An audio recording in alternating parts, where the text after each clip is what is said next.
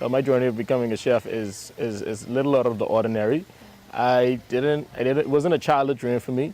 I decided to become a chef because I thought it would be an easy job. I thought it was something that you didn't have to work hard at it. You just came and you cooked. But to my surprise, it was something that you have to work hard at it. You had to engage in a lot of handwork, a lot of mental preparation, things of that nature.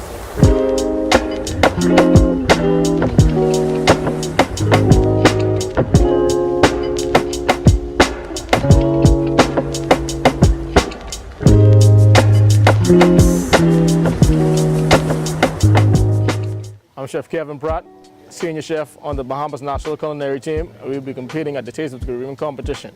It was more like that girl at the bar, where you didn't think that you want to fall in love with her. You wasn't going to fall in love. You just was trying to take her out for a drink, but then you actually fell in love with her, and it was your most favorite thing to do every single day. That was my journey as a chef. I fell in love with it at the end.